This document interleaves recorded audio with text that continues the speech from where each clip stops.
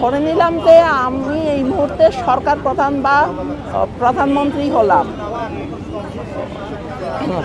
আমি সবার আগে ক্যাবিনেটের দিকে নজর দেব।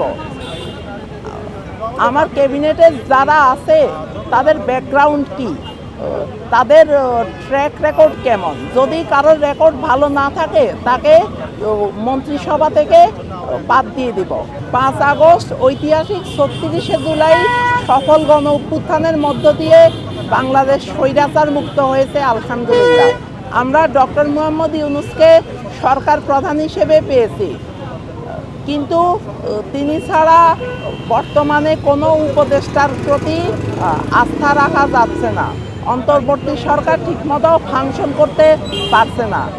মোস্ট রিসেন্টলি ঢাকা, চট্টগ্রাম সহ বাংলাদেশের বিভিন্ন জায়গায় স্টুডেন্টদেরকে টার্গেট কিলিংয়ের মাধ্যমে হত্যা করা হয়েছে।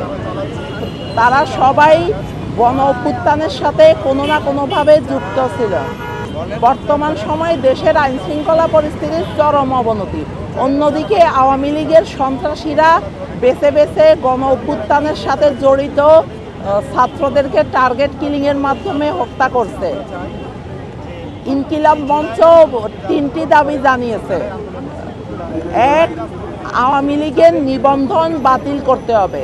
2, কেন্দ্র থেকে তৃণমূল পর্যন্ত আওয়ামী লীগের সকল সন্ত্রাসীদেরকে গ্রেপ্তার করতে হবে। 3, আন্দোলন ও গণ অভ্যুত্থানের সাথে জড়িত যেসব ছাত্র জনতার জীবনের শঙ্কা রয়েছে তাদের নিরাপত্তা নিশ্চিত করতে হবে। ধরে নিলাম যে আমি এই মুহূর্তে সরকার প্রধান বা প্রধানমন্ত্রী হলাম, আমি সবার আগে ক্যাবিনেটের দিকে নজর দেব। আমার ক্যাবিনেটে যারা আছে তাদের ব্যাকগ্রাউন্ড কি, তাদের ট্র্যাক রেকর্ড কেমন। যদি কারোর রেকর্ড ভালো না থাকে তাকে মন্ত্রিসভা থেকে বাদ দিয়ে দিব। স্বরাষ্ট্র, আইন, জনপ্রশাসন, প্রতিরক্ষা সহ গুরুত্বপূর্ণ মন্ত্রণালয়ের কাজগুলোর প্রতি গুরুত্ব দিব। সেই সাথে জনগণ কি চায়, জনগণের পালস বুঝে কাজ করার চেষ্টা করব।